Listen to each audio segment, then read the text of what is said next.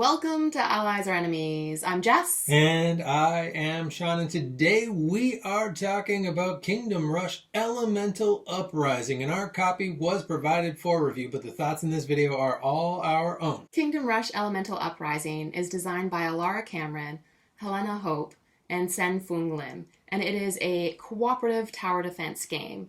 It's part of the Kingdom Rush franchise, and there are all kinds of video games and things based on it. And just like those, you have these bad guys that come out and they follow a path to try and get somewhere. I'm not sure where they want to go. We don't want them to get there, though. No, we don't. We have to try and stop them. But the board game does play differently than the video game. So let's take a look at how it plays.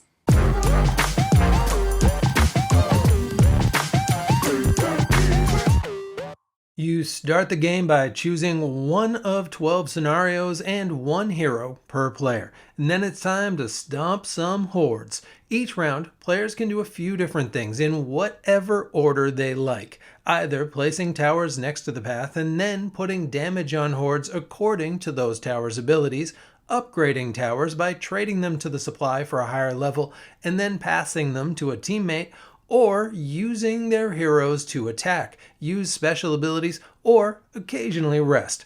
Once you've chosen what to do with all your towers and heroes, you check the various hordes to see if any have been defeated. Then, for the ones that are still alive and not covered by a soldier or hero, move them closer to the exits and to taking your valuable life tokens. Then you start a new round by revealing even more hordes and doing it all again. Victory conditions can vary based on the scenario, but generally you need to either survive a certain number of rounds, beat a boss, or a combination of both. And then you see if you can save the kingdom or get rushed. So that's how it plays, and I must admit, I was pretty surprised. I thought by the look of the box and the size of the box that it would be more like dudes on a map and more like combative and fighting. But instead, it is very much a like puzzle game. You're trying to place these polyominoes tiles in just the right way, and that's what you're doing. Yeah, it's not often actually that we get a game that we just don't know anything about. We generally do a lot of research and we know everything that's coming out, but this one totally caught us by surprise. We had no idea what it was going to be.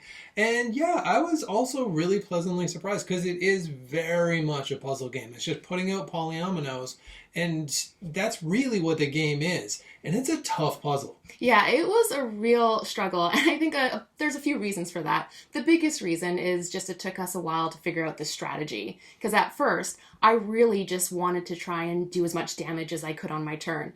But a key part is really upgrading your towers, and what that means is you don't get to play them that turn, but they get stronger for later turns, and once we realized that, we got a lot better. Yeah, and I think the cool thing about that mechanic as well, especially with two players, is when you level it up, you actually give it to the other person. So you have to trade it for a higher level, and then you give it to them, and then they can't use it this turn, but they can next turn.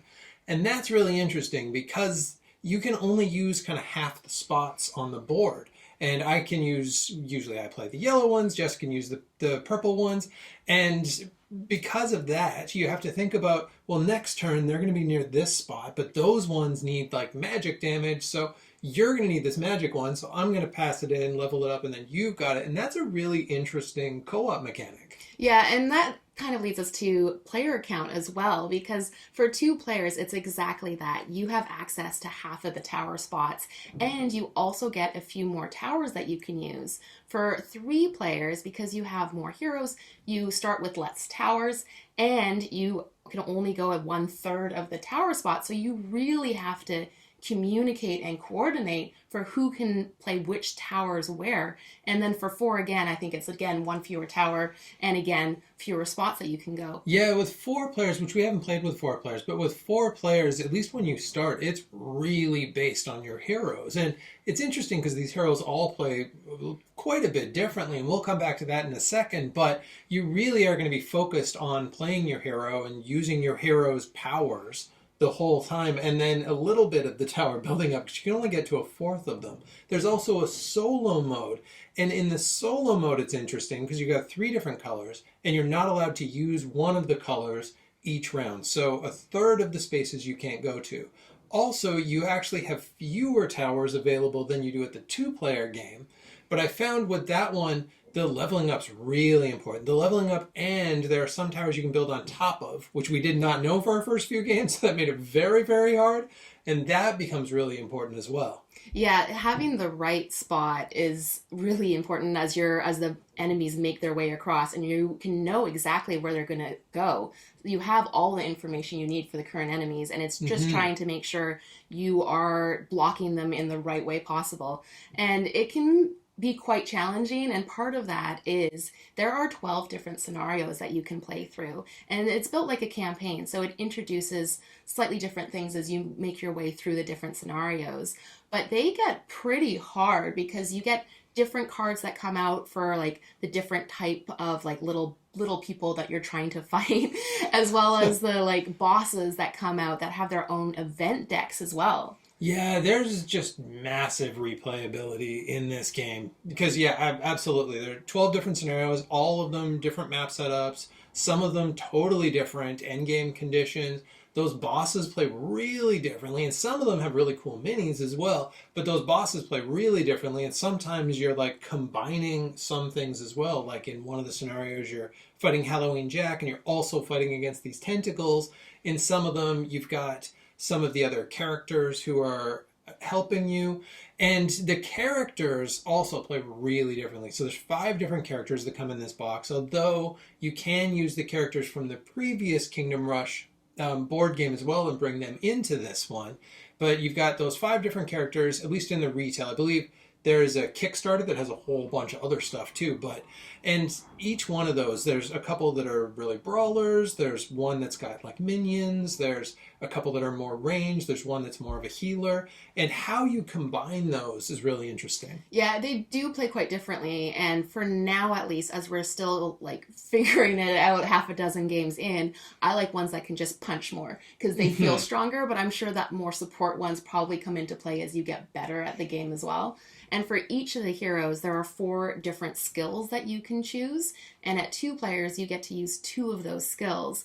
And so that again feels differently because if you play with a hero choosing 2 skills, then you choose their other 2 skills, that might play a little bit differently. There is one negative, is a fairly big negative for all of that. Being able to have all of that variability is the setup time for this is a bit of a pain in the butt, especially if you have it with retail. I saw in the Kickstarter, there are these little packages that come for each of the heroes separately and like a layout board for the towers.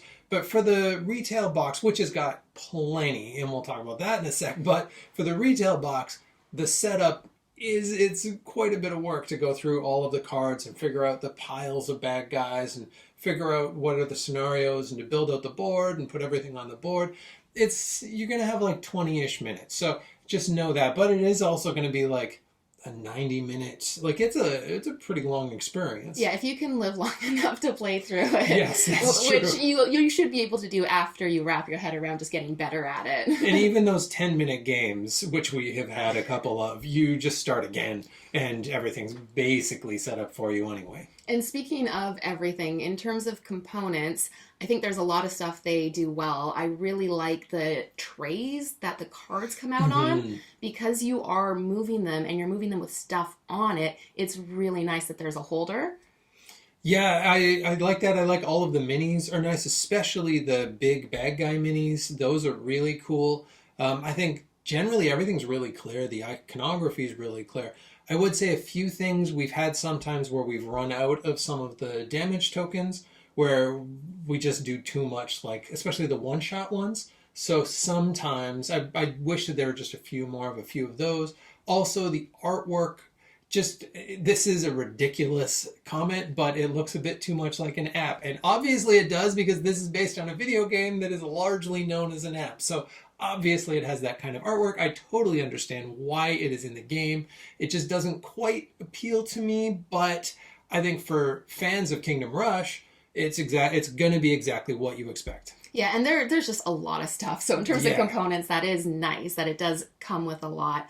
Just again, a little minor thing is your like heart health is just a little token thing, but I mean that doesn't. It's functional, so Right. it works. The player boards are great though. That goes on. I like how they unfold, and they actually stay way flatter than I expected. When I looked at them, I thought, well, these are never going to stay flat, but they actually do. So that's really nice as well. I think generally the components are terrific. And let's take a second just to talk a little bit more about the complexity as well. And I think rules wise, it's not that complex. The rule book could do a little bit of a better job, I think, because some stuff's in the like intro scenario, it seems, some stuff's in the glossary, some stuff you kind of learn over the course of the different scenarios, so then you got to look back again.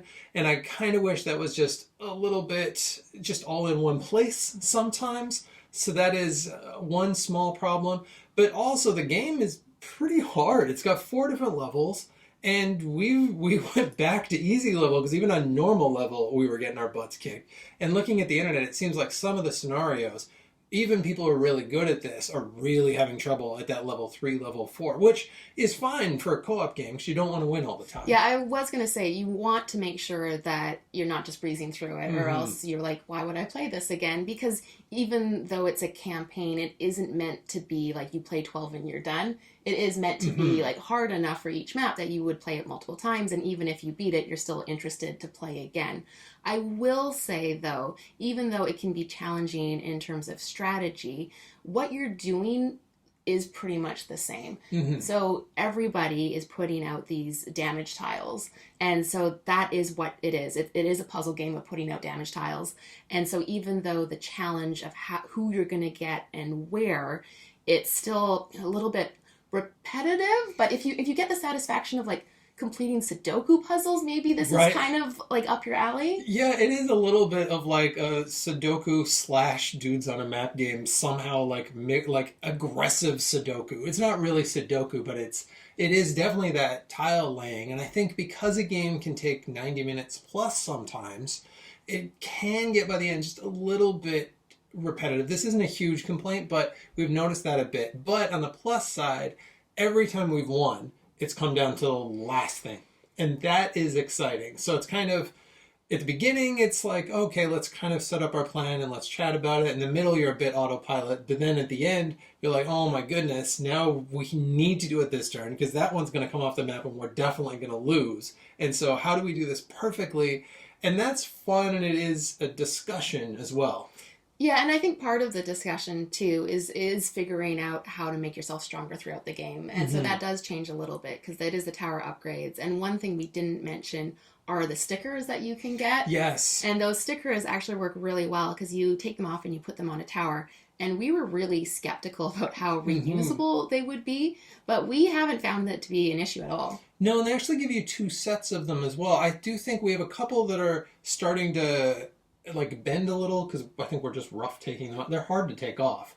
And so I do think that if you've played like 25, 30 games of this, those are probably going to be a little worse for wear. But we've played this like 6, 7 times, and they're pretty much in perfect shape still. So I do think they have more longevity than we thought. Another thing we didn't mention is it can get a little quarterbacky too. I think if you have 4 players and you've got someone who's louder than the rest, that's more of a like your friend's problem. It's more of a gamer problem than a game problem, but just know about that for your group. And that could be okay too, because you might have people that aren't sure what to do when you would appreciate advice. Yeah. And it is very much meant to be like, let's all talk about this and let's figure out the order and let's discuss it together. That does mean the flip side, though, that somebody can take over. I much prefer having 2 players and being able to discuss it together than I do playing solo. Playing solo, I get whooped. So we can tell who's carrying who in our co-op versions.